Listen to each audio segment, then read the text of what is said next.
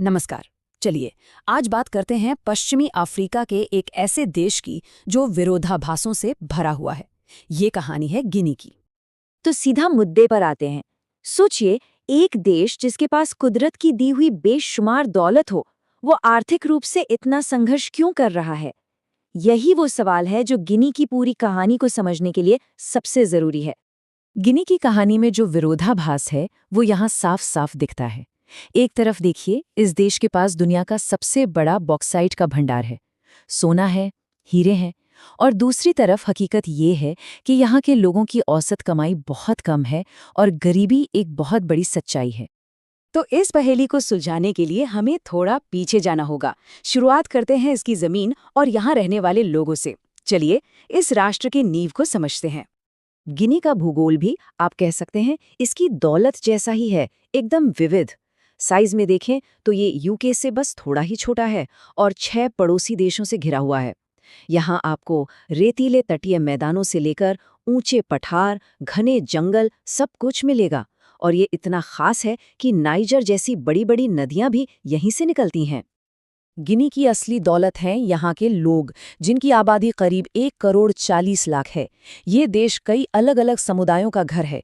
इनमें सबसे बड़े हैं फुलानी, जो आबादी का करीब 40% हैं, और फिर आते हैं मलिंके, जो लगभग 30% हैं। यही विविधता गिनी की संस्कृति की जान है। अब बात करते हैं भाषा और धर्म की। देखिए, यहाँ औपनिवेशिक विरासत साफ दिखती है। ऑफिशियल लैंग्वेज तो फ्रेंच है, लेकिन असल में सड़कों पर, घरों में फुला और मलिंके जैसी स्थानीय भाषाएं ही गूंजती हैं। और धर्म की बात करें तो 85% से भी ज्यादा लोग इस्लाम को मानते हैं। तो चलिए अब उस बड़े सवाल पर वापस आते हैं कि गिनी आखिर इतना गरीब क्यों है। और इसका जवाब पता है कहाँ छिपा है? इसके इतिहास में। चलिए अतीत में झांककर देखते हैं कि आज के हालात कैसे बने। ये टाइमलाइन गिनी के उतार चढ़ाव की पूरी कहानी कहती है।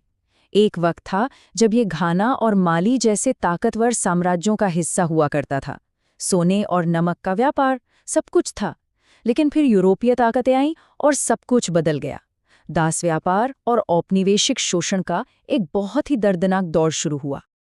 ये बात सुनकर शायद अंदाजा लगे कि हालात कितने बुरे थे। गिनी उस समय अमेरिका भेजे जाने वाले गुलामों का एक बहुत बड़ा केंद्र बन गया था। इस एक चीज ने यहाँ के समाज पर बहुत गहरा और विनाशकारी असर डाला। अब आते हैं आधुनिक दौर में, जब गिनी को आज़ादी मिली। लेकिन आज़ादी के साथ अपनी अलग ही चुनौतियां थी, जिनका गिनी को सामना करना पड़ा। देखिए, 1958 में गिनी ने एक इतिहास रचा।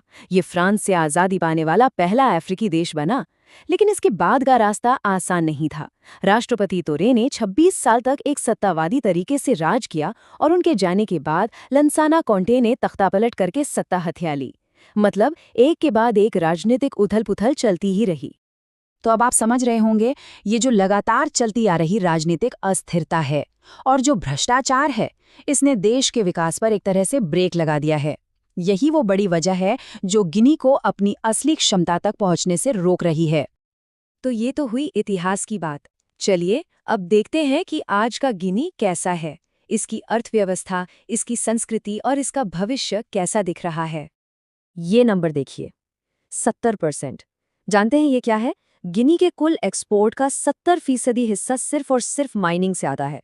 मतलब पूरी अर्थव्यवस्था बॉक्साइट, सोना और हीरे जैसे खनिजों पर टिकी है। और यही माइनिंग एक दोधारी तलवार की तरह है। एक तरफ ये देश के लिए पैसा लाती है, चीन जैसे बड़े देश यहाँ भारी निवेश कर रहे हैं। लेकिन दूसरी तरफ इसके नुकसान भी बहुत हैं। पर्यावरण को भारी नुकसान पहुंचता है और सबसे बड़ी बात, भ्रष्टाचार की वजह से इस दौलत का फायदा आम लोगों तक पहुंच ही नहीं पाता।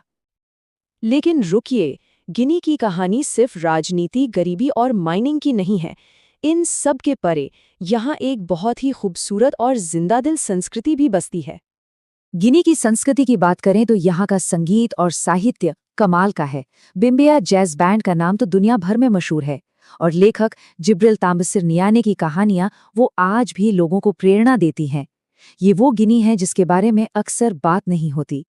और हाँ, किसी भी जगह को जानने का एक अच्छा तरीका होता है वहाँ का खाना। जरा सोचिए, मूंगफली की ग्रेवी में पका हुआ यासा स्टू या सूखी मछली से बना केतुन, यहाँ का हर पकवान अपनी एक अलग कहानी कहता है। तो घूम फिरकर हम वापस उसी सवाल पर आ गए हैं जहां से हमने शुरुआत की थी। गिनी के पास दौलत है, संस्कृति है और जबरदस्त क्षमता भी है। पर सवाल वही है, क्या यह देश कभी अपनी इस बेशुमार दौलत का इस्तेमाल अपने लोगों की जिंदगी बेहतर बनाने के लिए कर पाएगा? इसका जवाब तो खैर भविष्य ही बताएगा।